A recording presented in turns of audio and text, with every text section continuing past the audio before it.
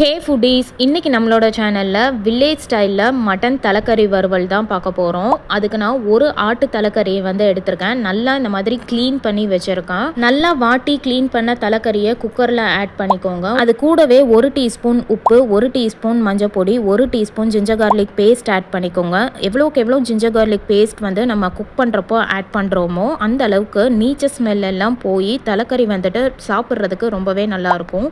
மூழ்கிற அளவுக்கு தண்ணி ஆட் பண்ணி இது அப்படியே ஒரு 6 விசில் ப்ரெஷர் குக் பண்ணி எடுத்துக்க போகிறோம். இப்போ விசில் நல்லா அடங்கிருச்சு பாருங்கள். மட்டன் நல்லா சாஃப்டாக நல்லாவே குக் ஆகிடுச்சு. இது அப்படியே தனியாக எடுத்து வச்சுக்கலாம். இப்போ மண்சட்டியில் 1 குழிக்கரண்டி அளவுக்கு நல்லெண்ணெய் ஆட் பண்ணிக்கலாம். கூடவே 1/4 டீஸ்பூன் சோம்பு, 2 கொத்து போல் கருவேப்பிலை, ஒரு கை ஃபுல்லாக சின்ன வெங்காயம், ஒரு மீடியம் சைஸ் பெரிய வெங்காயத்தை ஃபைனாக சாப் பண்ணி ஆட் பண்ணிக்கோங்க. இது வதங்குறதுக்காக கொஞ்சமாக உப்பும் மஞ்சத்தூளும் ஆட் பண்ணி நல்லா சாட்டே பண்ணிக்கோங்க. இந்த அளவுக்கு டிரான்ஸ்பரண்ட்டாக வந்ததுக்கப்புறம் 1 teaspoon ginger garlic paste add பண்ணி இதோட ரா ஸ்மெல் போகிற வரைக்கும் நல்லா சாட்டே பண்ணி எடுத்துக்கோங்க. இந்த அளவுக்கு நல்லா சாட்டே ஆகி வந்ததுக்கப்புறம் 1 teaspoon மிளகாப்பொடி, 1/2 teaspoon garam masala, 2 teaspoon mutton masala, நான் வீட்டில் அரைச்ச மசாலா சேர்க்குறேன். நீங்கள் எந்த மசாலா வேணால் ஆட் பண்ணிக்கலாம். இதை நல்லா கருகிராமல் நல்லா குக் பண்ணிக்கோங்க.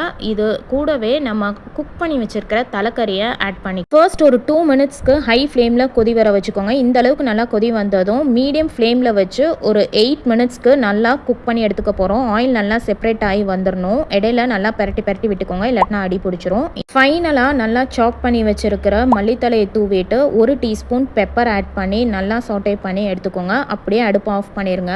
அவ்வளோதான், நம்மளோட தலைக்கறி வறுவல் ரெடி. பார்த்தாலே பசிக்குதில்ல. இது நல்லா சுட சுட சாதத்தோட நல்லா சூடான பரோட்டா கூட எல்லாம் செம்ம காம்பினேஷனாக இருக்கும். இதை அப்படியே ஒரு பிளேட்டில் சர்வ் பண்ணிடலாம். இந்த ரெசிபி உங்களுக்கு பிடிச்சிருந்தா லைக் பண்ணுங்கள். அப்படியே கமெண்ட்டில் உங்களோட ஃபேவரட்டான மட்டன் டிஷ் என்னங்கிறத சொல்லுங்கள். இன்னும் நிறையா இந்த மாதிரி டேஸ்டியான ரெசிபிக்காக நம்மளோட சேனலை மறக்காமல் சப்ஸ்கிரைப் பண்ணிக்கோங்க.